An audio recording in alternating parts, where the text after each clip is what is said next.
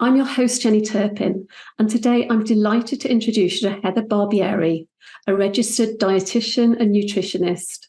She specialises in cognitive behaviour therapy, vibrational medicine, autoimmune conditions, nervous system dysfunction, gut-brain axis health, trauma healing and addiction. She's an author, podcaster, and disruptor in the mental health and wellness industries.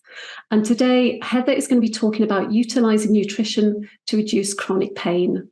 Welcome, Heather. Well, thank you so much, Jenny, for having me. I'm so excited to be here with you today and share some really mind-blowing tips with the audience. Yeah, I'm really excited about our chat today. Do you want to start by sharing a little bit about your story and how you got to be doing what you're doing today?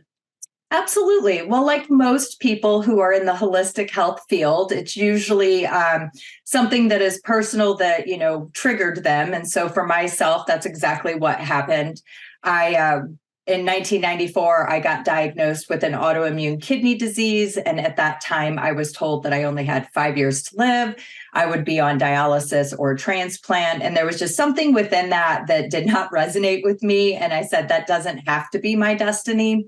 And I was determined to find another way. And so I feel that wherever there is a will, there is a way. And most people who do what I do, they tend to do it because it was out of desperation and need. Yeah, that's a really inspiring story, and I think a lot of people tuning in will resonate. And certainly, all the speakers coming on, we all have our own stories. And like you say, a lot of the time we've been through chronic pain, chronic illness, and we were desperate to find a solution. We found that solution. Now we're out there sharing it with people. So that's a really inspiring story. Thank you. Can you explain to us how that led you on to really getting into nutrition and what you're doing today? Yeah, I actually have a pretty complex story, which is why I decided to start a podcast many years ago, because there's just so much to share.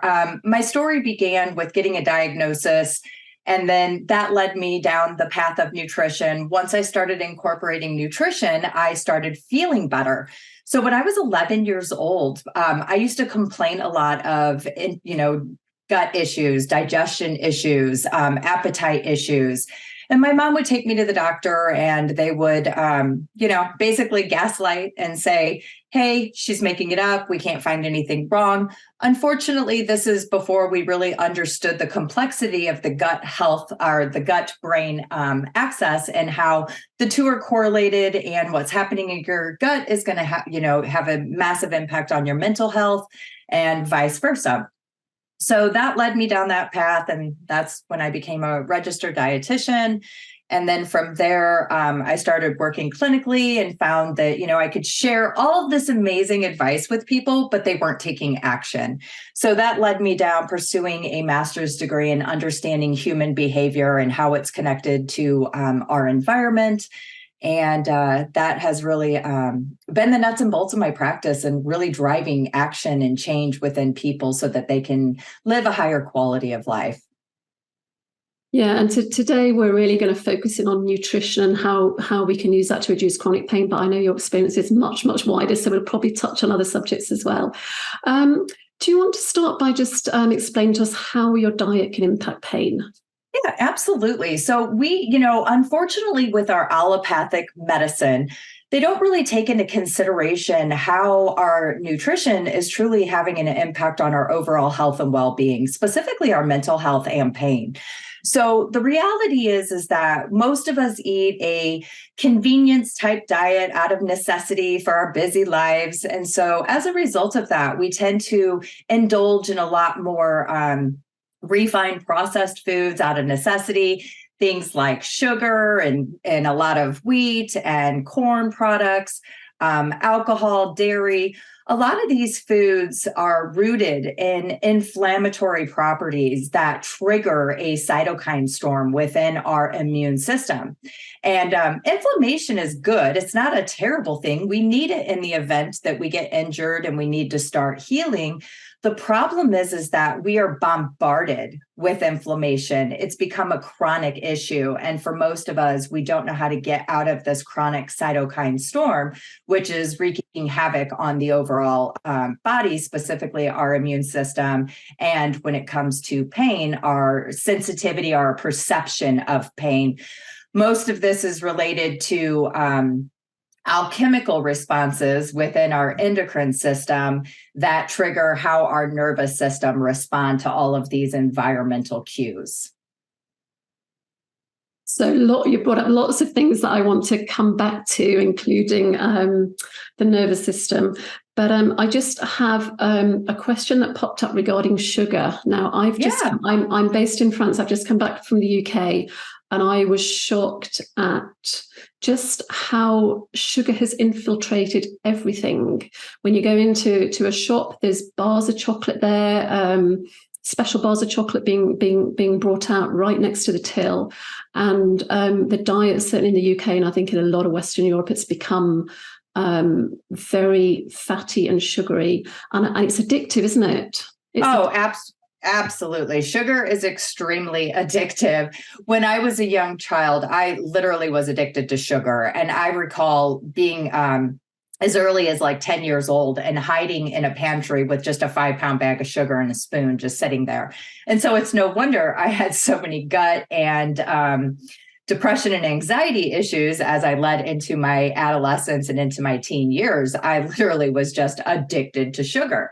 Later on, once I stopped indulging in sugar as much as an attempt to try and start feeling better, I recognized that there was a huge benefit when it came to my overall pain and anxiety, as well as cravings. So it was really interesting to see how just by slowly removing those highly processed sugars from the diet, it started with like sugar. I was addicted to Mountain Dew. That was the drink of choice. So just by minimizing these things, there were immediate benefits that typically within 3 days, a person can start to experience. These sugars do a number on our microbiome. And microbiome, when they're breaking things down and fermenting them as an attempt to utilize them for energy and help in mechanical digestion, they also create waste products in the form of neurotoxins. And these neurotoxins send messages to our brain, hijacking our leptin and ghrelin system, which is what triggers fullness and appetite stimulation. And so we get into a vicious cycle where we're never feeling full, and we're just constantly indulging in these highly, highly refined processed foods that are wreaking havoc on inflammation. And I think a lot of people have a lot of inflammation. They don't know, do they? Oh, without a doubt. Yeah. You know, Sorry. and it's so interesting because we've just been so misled as consumers specifically. But the reality is that for most of us, when it comes to inflammation, the root cause or the root trigger of that tends to be our thoughts. More often than less, we're constantly criticizing ourselves, judging ourselves, critiquing ourselves on every little action, every little thought that we're having. And as a result of that, it's stimulating a chemical response in the body that's telling the body, hey, I'm not safe, I'm not okay. And so it puts us into this fight or flight response, which ultimately hijacks the nervous system and then contributes to a chronic situation of inflammation that's going to increase perceived pain perception. As you brought that up, I'm going to go on to that and come back to the gut. I know you talk about being only as healthy as your nervous system. Can you just talk a little bit more about that and this and the because we were on to sugar causing inflammation. Now you're saying that it's thoughts. How is our nervous system affected by all that? Yes, great question. So for me, I had to learn this the hard way. And in 2011, I ended up getting diagnosed with cancer. And so that was a huge wake-up call for me. At that point, I had decades of clean, healthy eating, exercise, incorporating as many of the holistic habits that I knew of when it comes to what we think of as making up our health. And so when I got this diagnosis, I was like, how is this even possible? I was really upset, to be perfectly honest. But that really took me back to the drawing board and forced me to have to re-examine what my perception of health and wellness was and what were the root pillars that truly protect us and keep us thriving. And so we can have longevity and vitality. And ultimately, what it came down to is that I was a perfectionist. I had high expectations of self. I really was overdoing it in every possible way. And so by my constant need for overachieving and checking my list, this kept me in a chronic state of never feeling good enough. And as a result of that, never feeling good enough, you're producing chemicals within your nervous system that are triggering either a fight or flight or a rest and digest type situation. So when we're in our heads and constantly criticizing, judging, never feeling good enough, this is going to put us into a chronic state of fight or flight. And over time, this is going to lead to impairment of insulin, the way that our body metabolizes carbs and sugars and fat, our ability to build muscle, our ability to maintain neurotransmitters for strong and balanced mental health. So there's just a plethora of things that can occur. Yeah, and for anyone tuning in with chronic health or chronic pain or stress or anxiety, I think there'll be a lot of people. I completely resonated when you talked about perfectionist, overachiever, having that never-ending to-do list. And it leads to anxiety, doesn't it? It does. I mean, that is really the root of why we are such an anxious society worldwide. We're just never feeling good enough. The expectations have been set so high. We are in a very competitive world that's highly advanced with technology. And so we have all of these environmental things that are occurring and then our own societal expectations. And the bottom line is we're chasing a carrot that we are never, ever going to actually reach. So how does someone slow down in this mad, crazy world? Such a great question, right? It can be very challenging because we have a subconscious mind, and this is really our operator manual that's running behind the scenes all the time. So most of us are constantly thinking, and when we're thinking, we don't have the ability to be in a conscious mindset, which means we have the ability to access our rest and digest nervous system function. So awareness is a huge piece. Most people are just very unaware of what that operating system is that's running in the background, driving all of their actions and choices. So through my journey over the last 30 years, I ended up putting together a program called Retrain Your Brain. And what this program does is it really helps people to have a better understanding of awareness, where their mindset is, what their behaviors look like, what their thoughts are around their circumstances in life. And then from there, it gives them tangible action steps on learning how to recognize patterns and where they can start to incorporate specific tools to help minimize the stress, the stress around behavior change. Yeah. What's coming to me, so you're talking about awareness around thoughts, but there's also awareness around food. I'm just going to come back to food for a moment, because certainly what I've noticed is we're not really, it's very complicated knowing what to eat, because there's so much information, so much misinformation out there. And I think a lot of the time we're not even aware of what we're putting into our body, are we?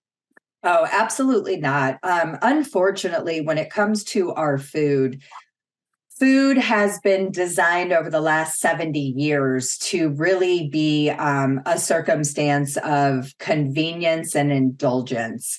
And as a result of that, majority of the ingredients that are included in these convenience indulgent type of food options are extremely neurotoxic. And with that neurotoxicity, we're talking things like sugar, things like seed oils, things that have pesticides and herbicides and fungicides residues on them, heavy metals. There's just so many things that we're getting exposed to that our systems were not meant to handle on top of the constant stress that we're under.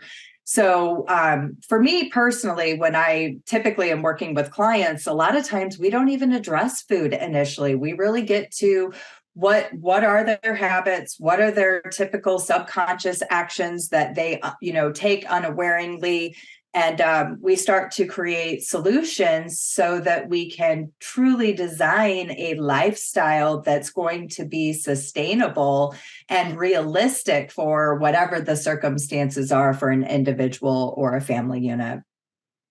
Yeah, I know that's something you're passionate about. It's not, although you're a dietitian and nutritionist, it's not, it goes so much wider, doesn't it? And you've got, as women, we've got our hormones, we've got our menstrual cycle, we've got sleep cycle, we've got these thoughts, stress management. How do you help somebody navigate through all that? You're saying the first port of call is not food, so. Yeah, so it just depends. I've worked with a lot of individuals who have had chronic pain and things like diabetes. And they're always really amazed that when we sit down and have a chat, that I don't want to address food. And the reality is that there's a very high likeliness that food isn't the root problem here. Maybe their sleep cycle, their stress response, and use of caffeine are really the root causes for why their body isn't metabolizing sugar appropriately, and how this is contributing to a reduced immune system and increased pain response. So really, I like to individualize the approach by making it realistic for whatever the person's circumstances are. But most importantly, really identifying where the root opportunity is to have the most impact with the least amount of commitment. Yeah, I think that's a really important point. And that's certainly something when we go to a traditional doctor, is it tends to be very much treating the symptoms, isn't it? And what all the speakers are saying, is we need to look for the root cause and treat that. I just want to loop back because we talked about it at the beginning, and it's something that we hear a lot about, is the gut-brain axis. Could you just tell us a little bit about that and how it contributes to our physical and mental well-being? Absolutely. Well, this is something I have had a lot of experience in, and a lot of challenges having to learn how to overcome. So as I mentioned, my digestive issues started at as early as 10, 11 years old, and then have persisted throughout my life for the most part, with periods where I didn't have issues. For me, most specifically, the last 2 years have been a real challenge. I ended up getting COVID in 2021. And as a result of that, I had 104 fever for 11 days. And what that did was it fried my thalamus. And when it fried my thalamus, it interrupted my endocrine system function, putting me into a chronic state of fight or flight. And over time, I no longer had the ability to access my rest and digest, putting me into a hypervigilant state that basically shut down my digestive system. And so as I started experiencing all these changes with appetite, with how I was feeling after eating meals, I also gained 40 pounds. And I couldn't understand, as a dietitian, I'm like, what the heck here, So that really forced me back to the drawing board once again. And ultimately, I ended up having to come up with not only a diet protocol, but also a lifestyle protocol, utilizing vibrational medicine along with some red light therapy and other modalities to really help strengthen my digestive function so I would have the ability to absorb nutrients again. I went into multiple system failures. So as of up to about 4 months ago, I literally had been bedridden for 10 months. The doctors couldn't understand what was happening, why I wasn't getting any better. So while I was navigating the allopathic route, I also navigated the holistic route. And the purpose and intention was to really have a better understanding of where people are being met when it comes to the allopathic system and where they're not being met, and how we can utilize components from both to really bring us the results that we're looking for when it comes to our overall well-being. So gut and brain are highly correlated. And when my body didn't have the ability to absorb nutrients, I was having to utilize IV therapy as a way to get my needs met so that I wasn't staying in a chronic state of psychosis and suicidal ideation as a result of lack of nutrients.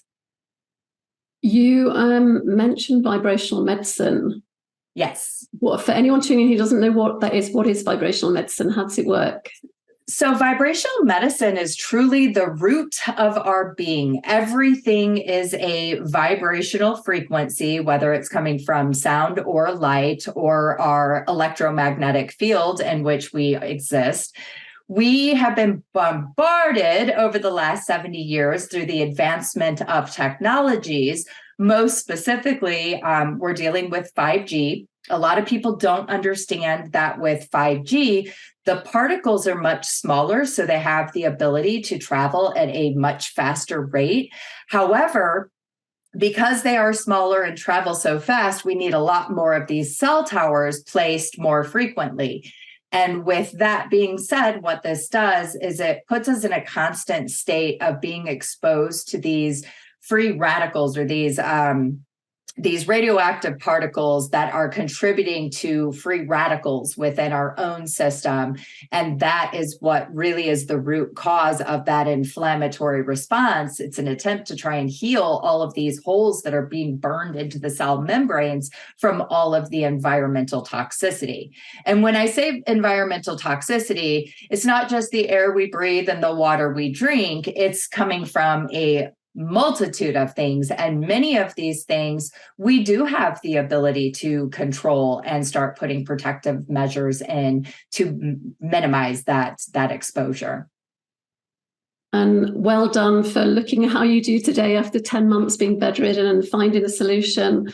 That's an amazing, amazing story. I truly am my biggest and best piece of marketing, because for the last 30 years, I have pretty much donated myself to bettering, having a better understanding of what this whole idea of health and well-being actually is and how we can achieve it sustainably, doing things as naturally as possible and being as least dependent on systems that are unnecessary as possible. Yeah, and you mentioned earlier on we need both, don't we? But you do talk about yourself as being a disruptor in the mental health and wellness industry. And I know you believe very deeply in educating people, don't you? Can you just tell us a little bit more about that? Yeah, I mean, first and foremost, I am an educator. I believe in empowering individuals with the information that is necessary so that they have the ability to make informed consent choices around their health and well-being. We have 3 of the most powerful tools at our access, which is our time, our energy, and our financial resources. And when we learn how to navigate these in a way that's going to give us the biggest bang for our buck, we also have the ability to truly make an impact on much larger scale levels than we realize. So truthfully, I couldn't be more excited about where we are in this current time. We have so much polarization out there between so many different facets of our society, life, health, and well-being. And there's just so much opportunity. There's about 7 different doors that we have the opportunity to open. And no matter what, whichever door we choose, it truly has the capacity to lead us all to the same place. Someone who's tuning in, who's in chronic pain, they're on medication, and they're listening to you and they're going, "That's great, but they're exhausted, they're overwhelmed." What's the little step? Where do they start? There are so many places. So I love to use the acronym FAT-CAT. And what FAT-CAT stands for is food. And when I say food, I'm really referring to the refined processed foods, those convenience fast foods, anxiety. How anxious are we? What does that look like? Toxins. Do we have a lot of exposure to environmental things? Like, are we getting a lot through our water, through the air that we're breathing, through the fabrics that we're utilizing on a daily basis? Are we overutilizing caffeine as a way to get us through our day? And how is this having an impact on our overall health and well-being? Alcohol, tobacco, these are two other coping mechanisms that a lot of people utilize, and they have a lot of shame around it. And so that shame contributes to more anxiety. So the reality is there are so many different places to get started, and it's just a matter of you evaluating where you're willing to start thinking about making changes, and then potentially taking some action steps. Maybe it's watching a podcast or listening to a podcast or picking up a book. There's so many resources out there for us to get connected to and to give us the motivation and the knowledge to get started. That's an acronym. So it's FAT-CAT. And I've FAT-CAT. So food, anxiety, toxins, caffeine, alcohol, and tobacco. That is correct. Fantastic. I have another question. So somebody who, we started talking about nutrition and how that can help to reduce chronic pain. What if somebody's not ready to make nutrition changes to their diet, but they want to reduce their chronic pain? What can they do? So if someone is not ready to address nutrition, one of the best tips that I have for individuals is to start utilizing Epsom salt. Epsom salt is a game changer. A lot of people don't have access to bathtubs, and that's okay. As long as you can get a bowl with some water and throw in a cup of Epsom salt in there and soak for a minimum of 15 minutes. This has the capacity to infuse magnesium into the system, which is going to go directly to the liver. It's going to help support liver function and regulation, which ultimately will have a huge impact on our pain response. Magnesium is one of the most underutilized nutrients that our body needs. It's responsible for over 300 different chemical reactions. Unfortunately, we don't get enough through our diet because it's typically foods like leafy greens, nuts, and seeds where we get really great sources of magnesium. And so we also tend to excrete more than we take in. So we just have insidious losses and not enough intake. So Epsom salt baths can be a great start. That is butt soaks. That is So if you've not got a bath, you can soak your feet in it. Yeah. And what about somebody who's saying, well, I take magnesium supplements? So I'm not a huge fan of magnesium supplements personally.